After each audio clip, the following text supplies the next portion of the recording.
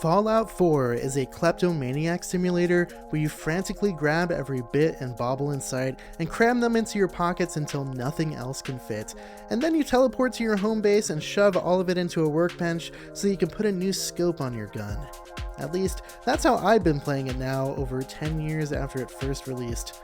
I did play the game way back in 2015 at the tender age of 17, and I'm discovering now that I played it all wrong. And if I did, chances are there are others who suffered or are suffering to this day. So for their sakes, I'll present. Where's the fun? What's the gameplay loop? What does a 30-minute session look like? Let's find out, baby.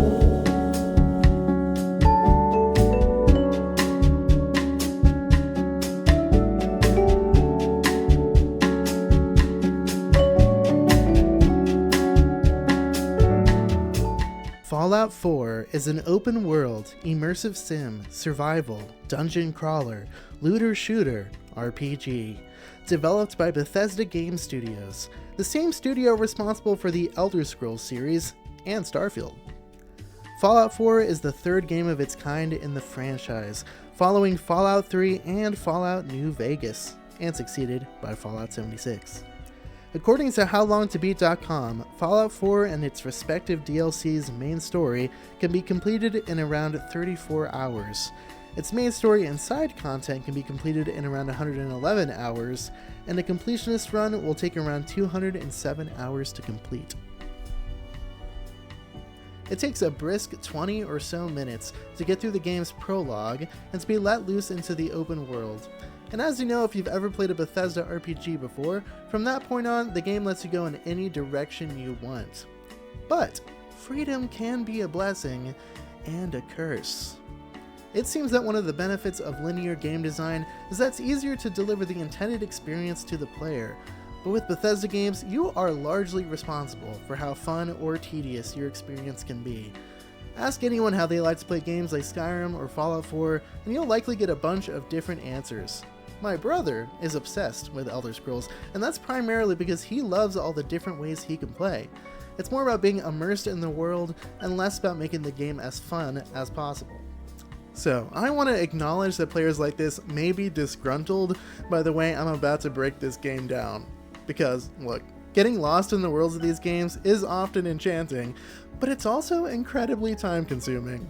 I want to give you all an idea of what sitting down and playing the game in quick bursts may look like. So with that, let's look at the game's core gameplay loop, the things you'll find yourself doing over and over as you play. 1. Track a quest or location on your map. 2. Use the in-game compass to follow the waypoints to your destination. 3. Investigate new landmarks as they appear on your compass. 4. Clear the quest or location, which is likely a dungeon. 5. Loot everything you can from the dungeon and kill everything that moves. 6. Get over encumbered and go into your inventory to decide what to drop. 7. Fast travel to your home base and load all of the junk you collected into the workbench. And 8. Use the materials earned from the deposited junk to craft or upgrade your gear. The world of Fallout 4 is dense with locations to discover, and the vast majority of those locations are dungeons. In case you're unfamiliar, I would define dungeons as spaces separate from the overworld that deliver a focused slice of combat, exploration, and loot. While it's true that you can find all three of these things in the overworld, dungeons deliver these elements in a tighter package by virtue of being a smaller, more designed experience. Exploration, most of all, is particularly satisfying in dungeons. In the overworld, more often than not, you'll be walking in a straight line towards a waypoint on your compass, and maybe some monsters or a tight bundle of buildings will slow you down, but overall, it's pretty easy to turn on autopilot. Dungeons, on the other hand, are often labyrinthine in nature, and it's easy to get a bit lost or turned around. This is aided by the fact that there is no compass at the top of your screen in dungeons, and the map that the game offers you while you're in them is basically illegible. Plus, there are often traps, so rushing through a dungeon will often result in your legs getting blown off. As such, the best way to experience a dungeon is to take it slow and methodically poke around each room and corridor, fighting enemies as they appear. Oh, and another reason you'll want to take it slow is all the loot scattered everywhere. While each dungeon has a clearly designated chest of goodies for you to find at the end, there's a smorgasbord of junk to grab that is often infinitely more valuable than what you'll find in the reward chests, and easy to miss. Per the gameplay loop that I list out, this junk is the key to crafting in the game. Forget bottle caps, which is the common currency in the world of Fallout. It's duct tape and glue that will get you rejoicing when you're lucky enough to find them lying around. Unfortunately, you can't talk about the looting in Fallout 4 without talking about the carrying capacity system that every Bethesda RPG feels the need to implement. Your character has a limited amount of weight that they can carry.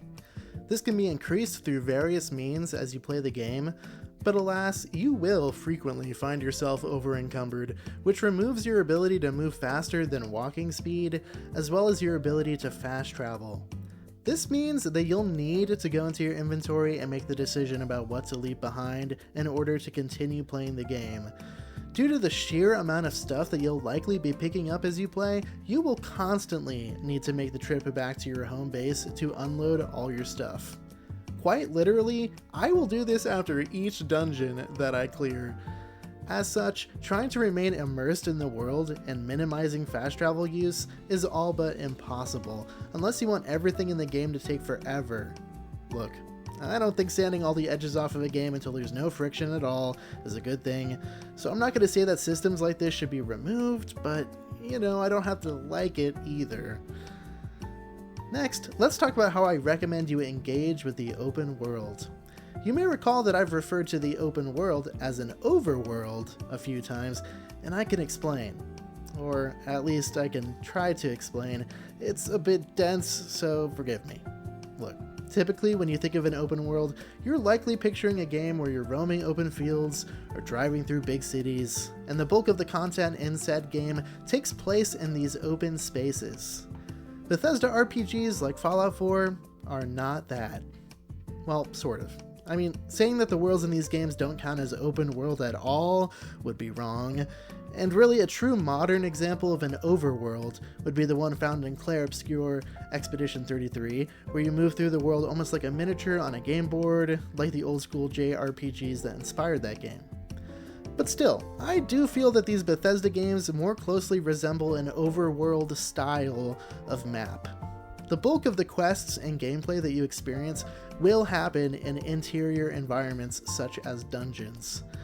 I say this not to minimize the worlds outside of the dungeons, because they are highly detailed, dense, full of secrets, and just all around a lot of fun to trounce around in, but still, I feel that at their core, Bethesda RPGs like Fallout 4 are dungeon crawlers, closer in nature to CRPGs of old like Baldur's Gate, Bard's Tale, and of course the earliest entries in both the Fallout and Elder Scrolls series. And I say all this because it informs how I choose to play these games.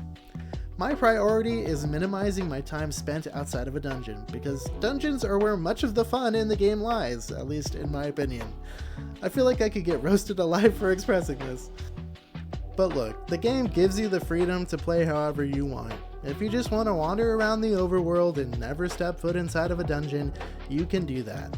The overworld has plenty of cool things to find, such as bobbleheads that increase your stats, magazines that give you bonus perks, and the overworld is also great for bumping into horrific creatures like Deathclaws. Alas, I'll reassert that I've had a lot of fun playing the game like a dungeon crawler. As I walk towards the next dungeon or quest I'm tracking down, I will often stop to discover any additional dungeons or locations that pop up on my compass so that I can add them to my map and fast travel to them in the future. You could theoretically complete them as you find them, but then you'd never finish any of your quests. Hey, play however you want. Now that we've touched on the minutiae of the open world, let's talk about the RPG elements of the gameplay. Unlike the Elder Scrolls games where you level up individual skills by using them, Fallout has a traditional XP system.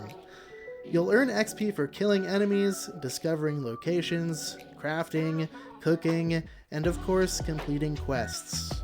Once you level up, you'll be given a perk point that you can spend to increase the level of a whole load of different perks. When you first start the game, you decide what your starting stats will be, and this choice will determine what perks you have access to early on. In lieu of leveling up a perk point can also be spent to increase a stat. The system works well and leveling up feels good. However, there is no way to respec, as far as I know, so the way you set your stats at the start of the game will stick with you, and the game does not communicate what perks you'll be getting access to while you're making these decisions. So feel free to use the internet unless you want to experience some trial and error. Beyond that, your equipment is the primary way you get stronger as you play.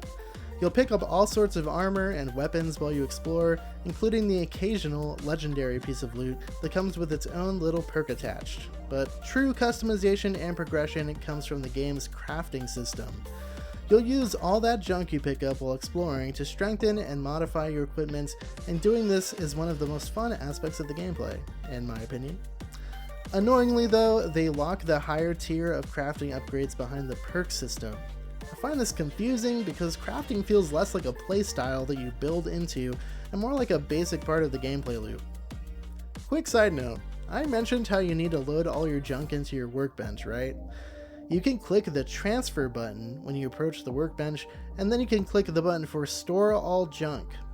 Well, the game doesn't tell you that you can do this. I never knew you could do this way back when I first played the game, and I didn't know you could do this when I started my current playthrough. Instead, I would fast travel back to my home base, find a random toolbox or whatever, open up my inventory, and slam the select button over and over to stuff everything inside the tool chest. Then, whenever I needed to craft something, I'd go back to the tool chest, hit the take all button, get over encumbered, slowly walk over to the crafting benches to do my upgrading, and then I'd have to go back to the tool chest and slam the select button over and over again to put each piece of junk inside the chest again, because for some reason there's a take all button, but not a store all button, and please, just don't make the same mistake I did. Use the workbench, it simplifies everything. At least slightly. It's still important to note that many workbenches spread across the world do not share storage, so you'll want to pick one workbench and make it your home base. It's annoying, but hey, quality of life isn't that important. It's fine. Finally, now that we've covered the gameplay loop, let's answer our final question. What does a 30-minute session look like? As I've reiterated throughout this whole video, this game can be as quick or as tedious as you make it, but I found that it's pretty easy to make 30 minutes of play feel satisfying in this game. I did 2 separate 30-minute playtests. One where I went after a few basic quests that led me straight to some small dungeons and outdoor combat arenas, and one where I just wandered the world aimlessly to see if I could find anything cool. I definitely preferred the first test I did, whereas the one where I wandered mostly felt a bit like a waste of time until the last 10 minutes or so where I bumped into an interesting looking side quest, so that was cool. Ultimately, why not have it both ways? When you only have 30 minutes or so, you can play the game like a dungeon crawler, where you're maximizing fast travel and minimizing open world wandering, and when you have a few hours to kill, you can kick back, walk in any direction, and revel in the joy of getting lost in it all. So, where's the fun? It's in the dungeon crawling gameplay loop, or it's in the immersion of walking around and getting lost, whichever you're feeling at any given moment.